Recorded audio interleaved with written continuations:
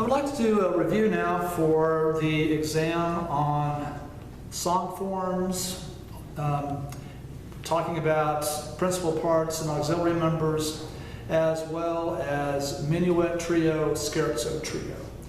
So this exam will ask definitions of different terms, so be sure on the auxiliary members that you can define a simple introduction as well as an independent introduction, or terms like transition, retransition, codetta, coda.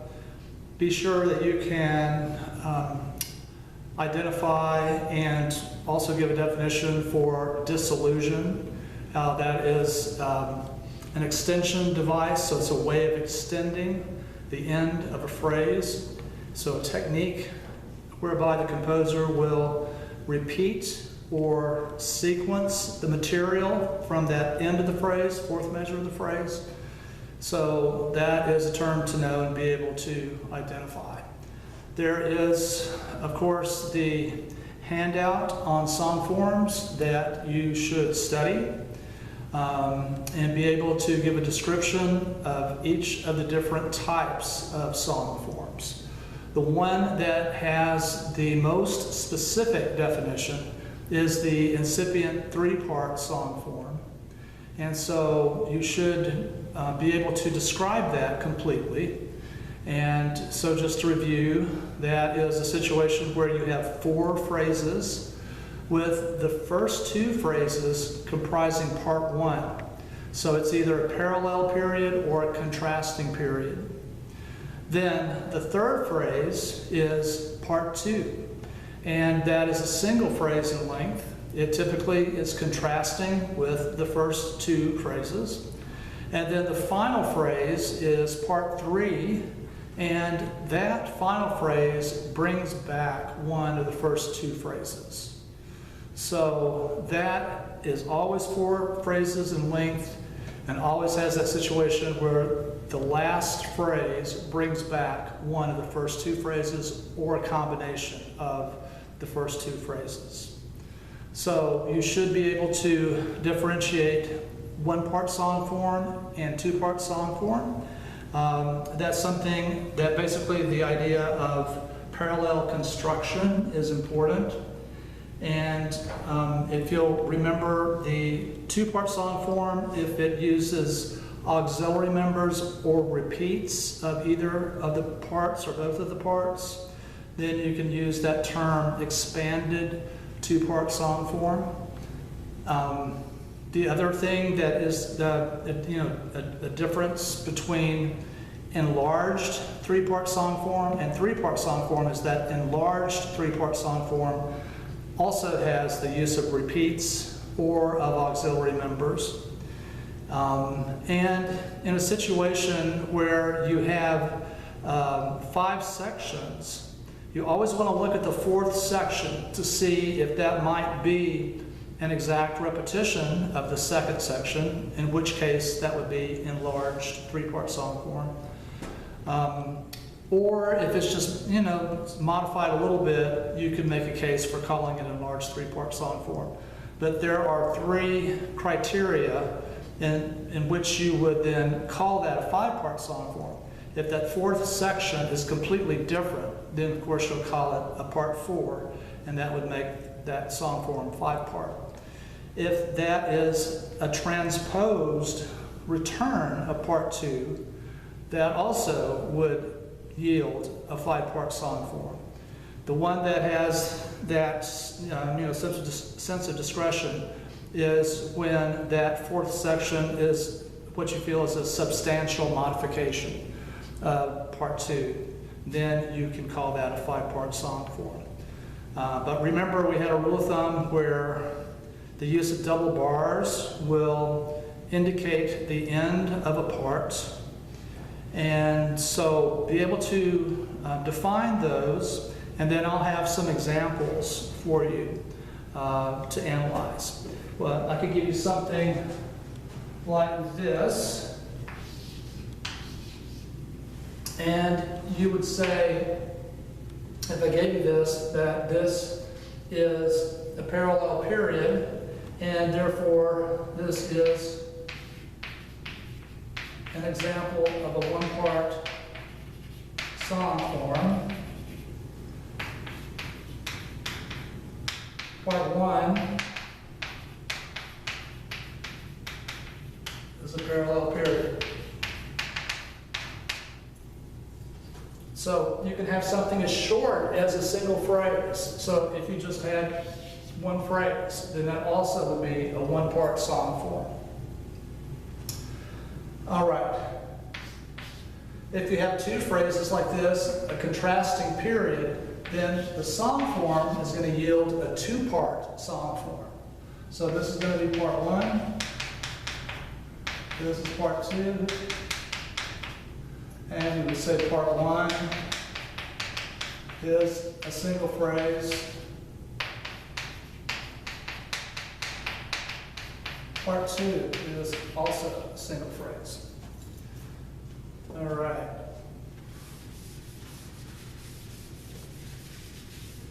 If you have something like this, remember that this is that example that is the specific situation that is called incipient three-part song form.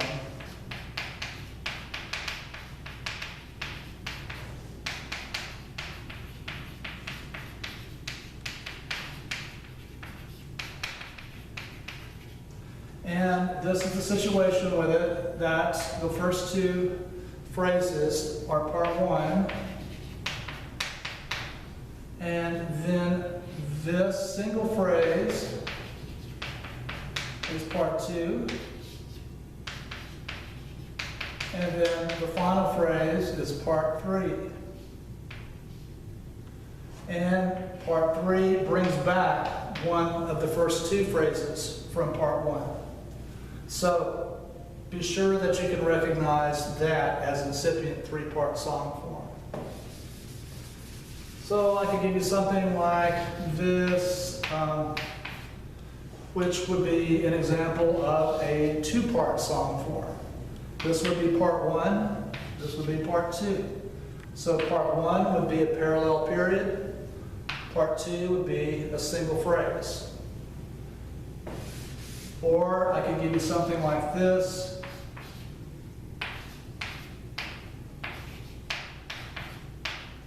And you would call that a three-part song form. So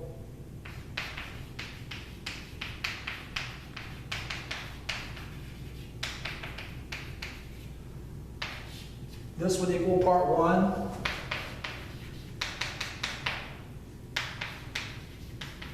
And so you should be able to describe these phrase constructions. So be sure that you have gone back and looked over, the terminology from that first quiz. So part 1 equals contrasting period. And then part 2 would be a parallel period.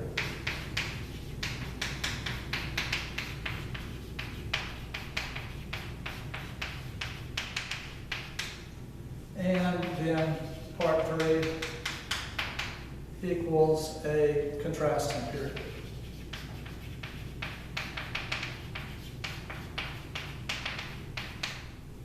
Okay, so I can give you some things like that. Maybe one final one that I'll give you. So say if you had this.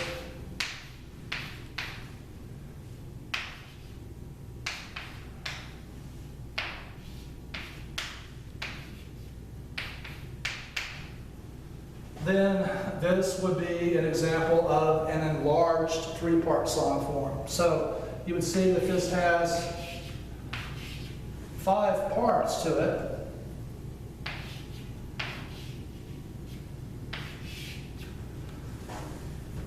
But this is an exact repeat. So this 4th section is an exact repeat of the 2nd section. So you would want to call that enlarged three-part song form.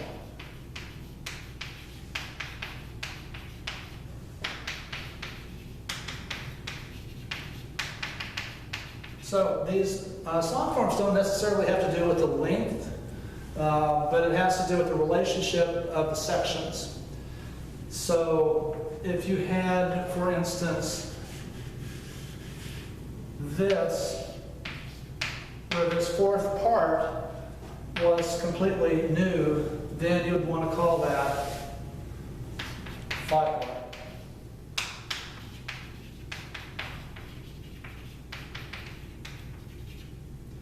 All right, so I'll give you a few like this just to see if you can be clear about the way that you assign the label for these. And I'll also give you, a couple to do an analysis of. All right, so song forms with auxiliary members will be on this exam, and then also Minuet trio, Scherzo trio. So I gave you some background information on the minuet, so you should be able to describe the minuet. You should be able to contrast a minuet with a scherzo. So what are some basic elements of the tempo and of the emotional aspect of it, the character of it? I talked about basic ways of making contrast between the minuet and the trio. So that contrast of key and of texture, whether it's homophonic, polyphonic, or just a new, if it's in a symphonic context, then you'll expect to have a reduction in the number of players in the trio section. But you can't just have new accompaniment material if it's like a piano sonata context. And you also would look for new thematic material in the trio section. So review that, and then also be able to talk about the scherzo with Beethoven and how Beethoven was fond of coupling together a major scherzo with a minor trio. And so with Beethoven, those scherzos that were in the major mode tended to be lighter and more comical, more humorous. And remember that term, scherzo means a joke.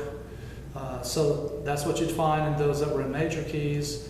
And then he would contrast that with a trio that would be in the opposite mode, in the minor mode. And those would be more dramatic. And then vice versa. So in scherzos that are in minor keys, then he will couple those with trios that are in major keys. So look over your notes on that, and then also be able to describe the scherzo section of the second movement of the Beethoven Ninth Symphony that we went through. And just basically being able to describe the sonata allegro form that's used in the scherzo part, and be able to then make a contrast with that sonata allegro construction with the typical form. And so that is enlarged three-part song form that you typically expect. So go back over your notes on that when I talked about the Scherzo of the Ninth Symphony. Also, be sure that you have that basic series of questions that you want to consider in analyzing a minuet in trio or scherzo trio. So I will expect you to talk about the movements that you analyze with those questions in mind. And so basically it's working from the bigger questions of whether it was a scherzo or a minuet, and then how it forms a sense of contrast with the trio section, and then an analysis of the overall song forms of each. So you're looking for a large three-part song form with each, the scherzo and the trio. You're looking to see if there's a da capo at the end, and so forth. Go over that list of questions, because that'll give you a good analysis. And now that you've done 3 of these, then this is something which you should feel pretty comfortable with. and I'll have that as an analysis as well. Okay, so that gives you a good idea of what to prepare, and yeah, just go over your notes. You should be in good shape.